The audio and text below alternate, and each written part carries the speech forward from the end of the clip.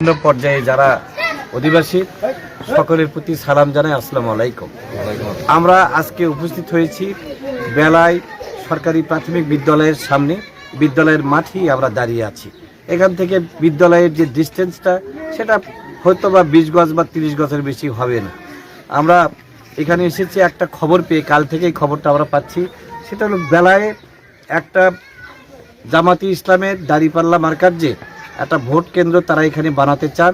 এই যে আমার যেখানে আমি দাঁড়িয়ে আছি তার সামনাসামনি এই ফিল্ডের মধ্যেই, ফিল্ডের একটা অংশেই তারা এটা বানাতে চান।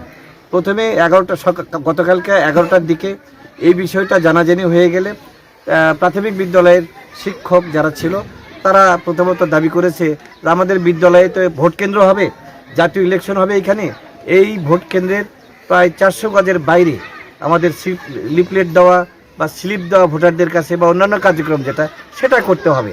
এটা নির্বাচন আচরণ বিধি যেটা আছে সেটার 8 দফায় এটা পরিষ্কারভাবে এটা উল্লেখ আছে। এইসব বিষয়গুলি তারা উল্লেখ করে হেডমাস্টার সাহেব, অ্যাসিস্ট্যান্ট হেডমাস্টার সাহেব এগুলি উল্লেখ করেছেন।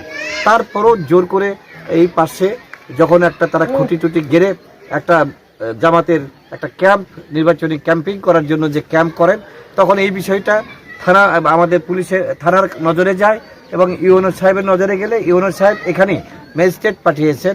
ম্যাজিস্ট্রেট এসে ঘটনাটা দেখেন, জনগণের কাছ থেকে জিজ্ঞাসা করেন, জিজ্ঞাসা করার পরে দেখে যে অন্যায়ভাবে তাদের কথা না মেনে তারা এই কার্যক্রমটা চালাচ্ছে, তাদেরকে কোনো মূল্যায়নই করতে চায় না। তখন ম্যাজিস্ট্রেট একেবারে এক সরজমিনেই তাদের 200 টাকা জরিমানা করেন।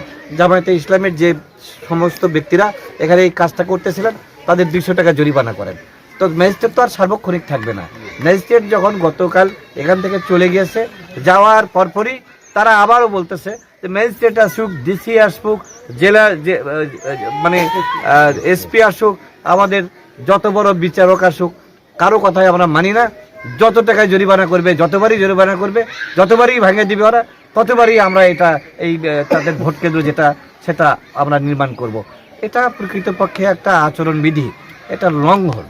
আমাদের আইন শৃঙ্খলার প্রতি আমাদের সম্মান অবশ্যই সকলকে দিতে হবে। বাংলাদেশের দীর্ঘ 17 বছর পর আমরা নির্বাচন পেয়েছি। 12ই ফেব্রুয়ারিতে যে নির্বাচনটা বিএনপি যেভাবে সাপোর্ট দিতে চায় বর্তমান নির্বাচন কমিশনকে, সেটা হলো ছোটোখাটো আঘাত, ছোটোখাটো ভুল ত্রুটি আমরা হজম করতে চাই। আমরা জাতীয় নির্বাচনটা যাতে কুলুষ মুক্ত হয়, নিরপেক্ষভাবে সাধারণ মানুষ ভোট দিতে পারে, নির্বাচন কমিশনকে আমরা আজকে সহযোগিতা দেওয়ার জন্য সবাই উদ্গ্রীব হয়ে আছে। এদেশের মানুষও সেটা উদ্গ্রীব হয়ে আছে।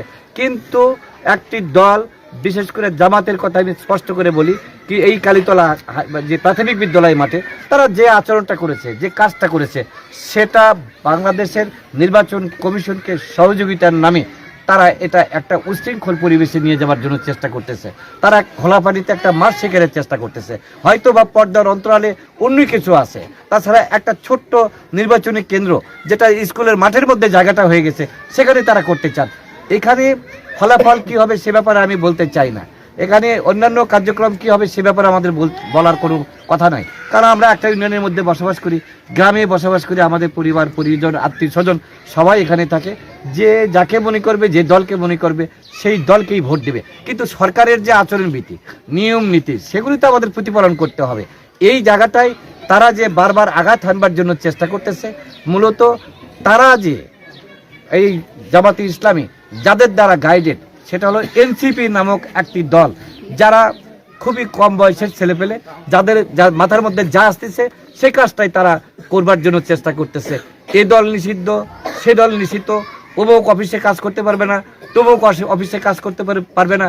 ইতিপূর্বে আমরা দেখেছি স্কুল কলেজের যে টিচার, যারা অধ্যক্ষ হিসেবে বা হেডমাস্টার হিসেবে দায়িত্ব পালন করতেছিল, তাদেরকেও ঘাট ধরে স্কুলের মাটি থেকে বা ওই অফিস থেকে বের করে দিয়েছে। এই আচরণটাই এখন জামাতের মধ্যে অন্তর্নিহিত হয়ে গেছে। জামাত এত বড় একটা নির্জালা মিথ্যা কাহিনীর সৃষ্টি করেছে, যেখানে নাকি মারামারি হয়ে গেছে, এখানে নাকি খুন খারাপি মেলা কিছু হয়ে গেছে। এখানেই মূলত তর্ক বিতর্কের তো হতেই পারে, কারণ বিএনপির এখানে ধানের শীষের এলাকা, ধানের শীষের জনবহুল মানুষগুলি আছে, তারা এই তার সরকারের যখন অফিসাররা এখানে এসে প্রতিবাদ করেছে, কাজকর্ম করবার নিষেধ করেছে, তাদের সঙ্গে জনগণ তো থাকতেই পারে, সরকারকে সহযোগিতা দেওয়ার জন্যই তারা ছিল। প্রকৃত অর্থে সরকারকে সহযোগিতা দেওয়ার কারণে আজকে বিএনপিকে দোষারোপ করে, ধানের শীষকে দোষারোপ করে তারা বগুড়া জেলায় যে একটা সাংবাদিক সম্মেলন করেছে, যেটাতে দেখা যাবে সম্পূর্ণ ভুল তথ্য দিচ্ছে, মিথ্যা তথ্য দিচ্ছে, গুজব ছড়ানোর জন্য চেষ্টা করতেছে। এগুলির আমরা তীব্র নিন্দা জানাই। এইসব গুজব, অপপ্রচার এগুলি করে কোনো পার পাওয়া যাবে না। আমাদের বগুড়া যে কৃষক ইউনিয়নের একটা সাংবাদিক একটা প্রেস ক্লাব আছে, এখানে সাংবাদিক ভাইরা আছেন। আমাদের শিবগঞ্জ থানায় পুরাতন একটা সাংবাদিক প্রেস ক্লাব আছে সাংবাদিকদের জন্য। সেইখানকার প্রেস ক্লাবের লোকজন আপনারা এখানে এসে উপস্থিত হয়েছেন। সরজমিনে আপনারা জিজ্ঞাসা করেন, জনগণের কাছ থেকে দেখেন কোন দলটি এই আচরণবিধি ভঙ্গ করেছে। তারা মিথ্যাচার করে হাসপাতালে বা বিভিন্ন জায়গায় তাদের চিকিৎসার নাম করে বলতেছে, কিন্তু প্রকৃত অর্থে কেউই গুরুতর সেরকম কোনো আহতের শিকার হয়নি বা ওই ধরনের বড় ধরনের কোনো ঘটনা বা আচরণবিধি ভঙ্গ বিএনপি করেছে বা বিএনপির প্রার্থী করেছে, বিএনপির নেতাকর্মী করেছে এই ধরনের প্রমাণ তারা দিতে পারবে না। প্রকারান্তরে এটা একটা আওয়াজ গোটা বাংলাদেশে যাক, বিএনপির ভাবমূর্তি ক্ষুণ্ণ হোক, ধানের শীষের ভাবমূর্তি ক্ষুণ্ণ করবার জন্য এই চেষ্টাটা তারা করছে। এই ধরনের অপচেষ্টা, এই ধরনের ঘৃণা চেষ্টার বিরুদ্ধে আমাদের যেটা থাকলো সেটা হলো প্রতিবাদ। এই ধরনের প্রতিবাদ থেকে তারা ইনশাল্লাহ সরে আসবেন। এদেশের মানুষ যেটা চায়, 12ই ফেব্রুয়ারির যে নির্বাচনটা শান্তিপূর্ণ একটা নির্বাচন, সেটা মানুষ দেখতে চায়। অপপ্রচারবিহীন একটা পরিবেশ থাকে, সেটা মানুষ দেখতে চায়। কোনো গুজবে মানুষ কান দিতে চায় না।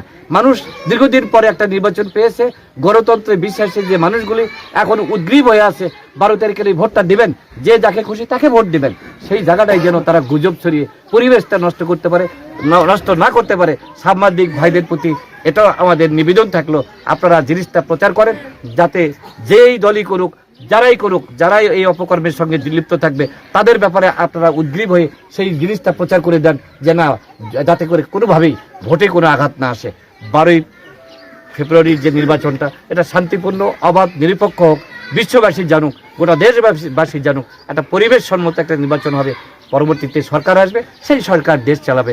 এটার জন্যই সাধারণ মানুষ বুক বেঁধে আছে। আমি বেশি কিছু বলতে চাই না, কোন দলের বিরুদ্ধেও বলতে চাই না। তারা যে ধরনের কাজ করতেছে সেখান থেকে বিরত থাকবে, তাদের শুভবুদ্ধির উদয় হবে।